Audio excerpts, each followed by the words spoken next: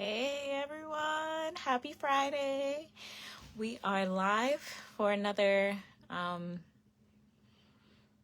another iteration of the series Confrontation of Calling. Sorry, my thoughts had to come together there. Yes, Confrontation of Calling.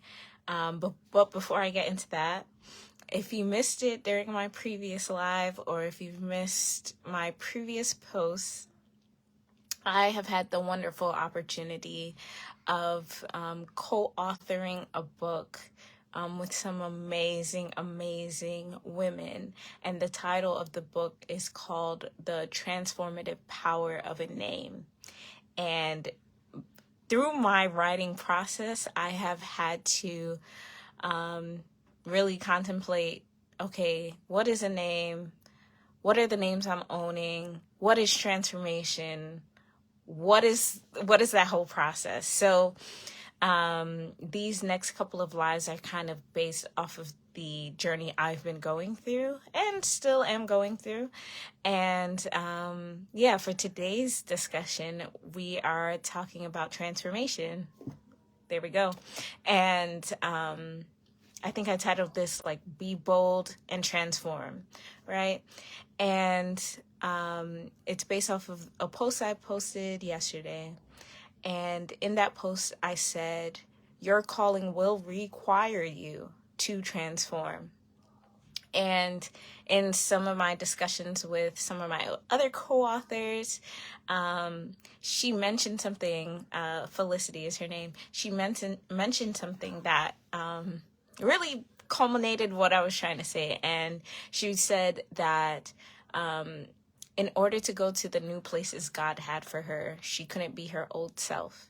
She had to become something different.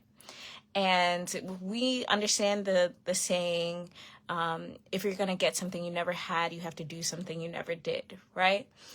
But I think there's a step before that. In order to do something you've never done, you have to be a person you've never been before. Because a different type of person does different things. They have different actions. And if you're going to go to the places God is calling you to go, if you're going to do the things God is calling you to do, you have to discover the person that He created you.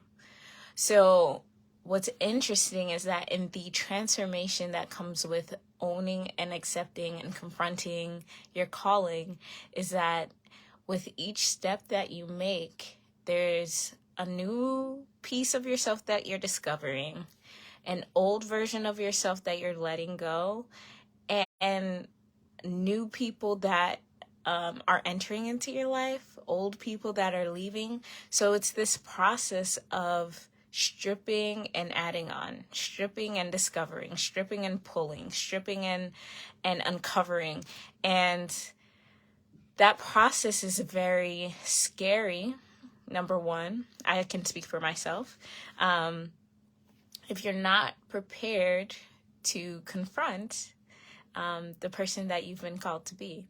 And I think that's a part of confronting our calling. We have to be courageous enough to become the person that the person who is called to do this calling. So what I mean by that is, if I'm called to be a speaker who speaks to other people about calling, right? I have to go through the process and withstand the transformation that comes with someone who speaks to people on a large scale. So that means I have to rip off some of my fears of rejection. Like, this is literally processes I've been going through.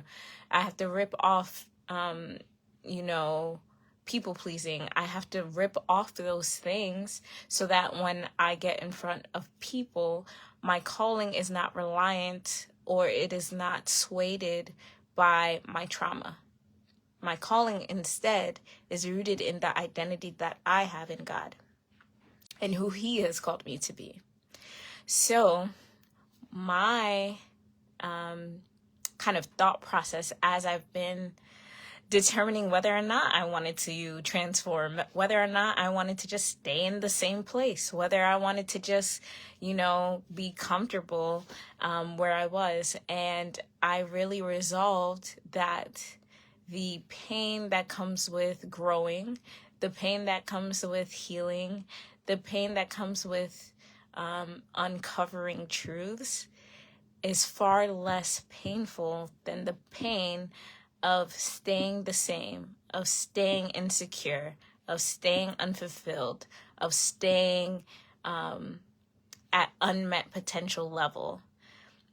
Those pains actually are far more fearful to me than the pain that comes with healing and the pain that comes with growing. Because what's on the other side of the pain of transformation is a beautiful butterfly, if you want to say, or it is more clarity, or it is more authority in what you have been given. It is a deeper understanding of God. It's a deeper understanding of self. It's a deeper understanding of people and the people that you're called to. So the pain of transformation has purpose. The pain that you may be currently feeling now, staying the same, is actually an indicator that you should be going through the transformation process. And it is an indicator that there is more for you. So my question to you is, what is the fear that is stopping you from transforming? And I want you to put that side by side with the fear of you never becoming the person you were created to be. Which one outweighs the other? And that's for you to decide, right? But as you go through your transformation process, also know that it's not just about you. It's mostly not about you. Yes, you are necessary to fulfill your calling, but there are people whose freedoms are on the line based off of how free you get. So your freedom as you go through your transformation process gives other people the permission to be free. You have keys that people need to unlock doors in their lives, to unlock chains in their lives, and they won't receive those keys if you don't go through the process of transformation. So be bold enough to transform. Be courageous enough to transform. And that is not moving when you feel like there is no fear. It's moving in spite of the fear that you're feeling. Move in spite of the fear that you're feeling. Take it one day at a time. Take it one step at a time.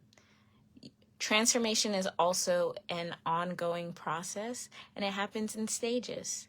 So a caterpillar is not automatically a butterfly without going through the cocoon phase. And that phase is quite long before you're able to observe and behold the beautiful butterfly. So give yourself grace in the transformation process, but also don't neglect the transformation process because it's necessary and it's absolutely crucial to those who are connected to you, to those who are connected to your calling. So that's all I have today. A little food for thought. I definitely want you all to think about it. Comment down below. Anything you got for this, anything you're fearful of when it comes to the transformation process. I get it. It can be quite scary, but not growing is even more scary in my opinion. So that's all I had for this Friday. I'll see you guys next week. Peace.